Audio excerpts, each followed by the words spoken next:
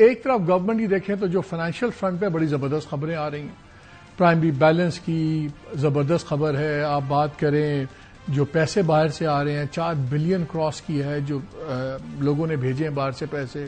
اس کے علاوہ IMF کے ساتھ تو خیال تو یہ تھا کہ شاید کمفرٹ لیول گورنمنٹ کی بڑھنی چاہیے اور اس کا کچھ اثر ہمیں پولیٹیکل سائڈ پہ آئے.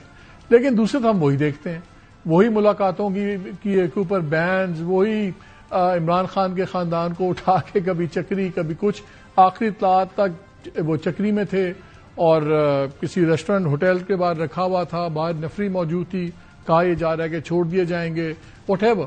ایک ایشو بن رہا ہے. دوسری طرف جو اپوزیشن پارٹی سب سے بڑی ہے PTI، اس کے آپس کے جھگڑے ختم نہیں ہو رہے. کوئی کسی کو کچھ کہتا ہے، کوئی کسی پہ الزامات لگاتا ہے، ہر کوئی دوسرے کی وفاداری پہ شک کر رہا ہے.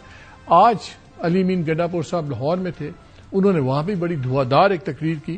انٹرسٹنگ بات اس لیے ہے کہ وہ لاہور میں جا کے گرجے برسے، ہائی کورٹ بار ایسوسی ایشن کے وہاں پہ ان کو خطاب کی دعوت تھی، تو وہاں بڑی انہوں نے کافی سخت باتیں کی. اب سوال یہ اٹھتا ہے کہ ایک طرف گنڈا پور صاحب، گور خان، اعظم سواتی یہ باتیں کر رہے ہیں کہ ہم بات چیت بھی کرنا چاہتے ہیں، دوسری طرف اچانک یہ تیزیاں کس بات کی ہیں؟ اور اگر پولیٹیکل رویوں میں کسی قسم کی تبدیلی نہیں آ رہی، کیا فرسٹریشن بڑھ رہی ہے؟ کیا ایک نئی اسٹریٹجی آ رہی؟ کیونکہ جو عمران خان صاحب کا بھی کل جو ٹویٹ آیا ہے ایکس کے اوپر، جب انہوں نے اسٹیٹمنٹ اپنی ریلیز کی ہے اور وکلا کے ذریعے رادر بھی پھر آئی، اس میں بھی انہوں نے بات وہی کی. مذاکرات پہ پھر ایمبیگوس ایک سٹانس ہے کہ مذاکرات قوم کے لیے ہو سکتے ہیں، میری ذات کے لیے نہیں. لیکن ساتھ ہی انہوں نے بڑا کرٹیسائز بھی کیا کہ میری فیملی سے ملاقاتیں نہیں ہونے دے رہی. ایک مکسڈ سگنلز آ رہا ہے. ہو کیا رہا ہے؟ Let's try to make some sense of it. کہ اکنامک سائڈ کی تو باتیں ہم علیحدہ ڈسکس کریں گے، پولیٹیکل سائڈ پہ کیا ہم کسی مزید الجھن کی طرف بڑھ رہے ہیں کہ یہ معاملہ ایسے ہی چلے گا؟ میرے ساتھ موجود ہیں نصرت جاوید صاحب ہیں، میرے ساتھ بہت شکریہ. مظہر عباس نے ہمیں کراچی سے جوائن کیا ہوا اگین، منیف فاروق بھی ہمیں جوائن کر رہے ہیں. پہلے ذرا سن لیں کہ آج گنڈا پور صاحب نے کیا کہا.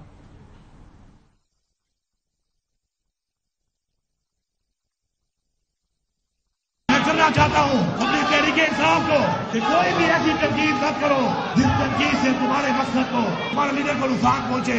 آگے بڑھو، متحد ہو جاؤ، اکٹھے ہو جاؤ اور اپنے آپ کو ثابت کرو. تم جب ٹکراؤ گے تو وہ پشتوں میں کہتے ہیں یا بغیر ماتوا یا بسر ماتوا، یا پہاڑ کو توڑوں گا یا سر کو توڑوں گا. ابھی یہ 2024 کا الیکشن جس طریقے سے بدترین دھاندلی کی گئی ہے، یہ ثبوت ہے اس بات کا کہ تمہیں پاکستان میں الیکٹڈ نہیں الیکٹڈ لوگ چاہیے. کیونکہ تم نے اصل میں حکومت چلانی ہوتی ہے اور تم ہی نے اصل میں حکومت گرانی ہوتی ہے. تو جب حکومت تم چلاؤ اور تم گراؤ تو پھر یہ اسمبلیاں کیوں بنائی گئی، آئین کیوں بنایا گیا؟ تو پھر اگر آپ جج بھی ہو، آپ وکیل بھی ہو، آپ مدعی بھی ہو، تو ایسے ملک نہیں چلتے. عمران خان کہتا ہے کہ پاکستان کے لیے میں مذاکرات کرنے کو تیار ہوں، اپنی ذات کے لیے نہیں، پاکستان کے لیے. کیونکہ اس کا مقصد کرسی نہیں ہے، اس کا مقصد زیادہ بننا نہیں ہے.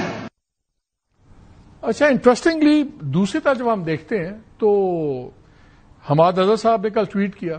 انہوں نے کہا کہ جس اسٹیبلشمنٹ نے سلمان اکرم راجہ کو اپنا ناپسندیدہ قرار دکھا کر عوام کا پسندیدہ بنا دیا.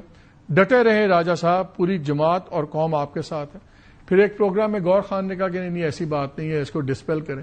گور خان کا اور سلمان اکرم راجہ کا جو اختلاف چلا وہ آپ کے سامنے ہے. ان میں سے بھی ملاقات کی تو انہوں نے کہا یہ منظور نظر ہے. باقی تو چھوڑیں، ایون جس پارٹی کے ساتھ الائنس بنانا چاہ رہی ہے بڑی امپورٹنٹ PTI، وہ ہے JUI. اب اس سے مولانا فضل الرحمان صاحب ایک پریسر کر رہے تھے، اس کے اندر جب اس طرح بات ہوئی تو انہوں نے بھی کیا سوال اٹھا دیجیے، ذرا وہ بھی سن لیں.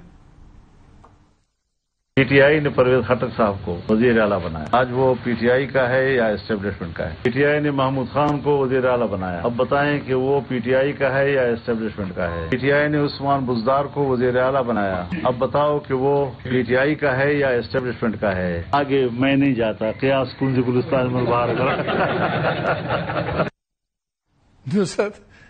وی know what he was referring to.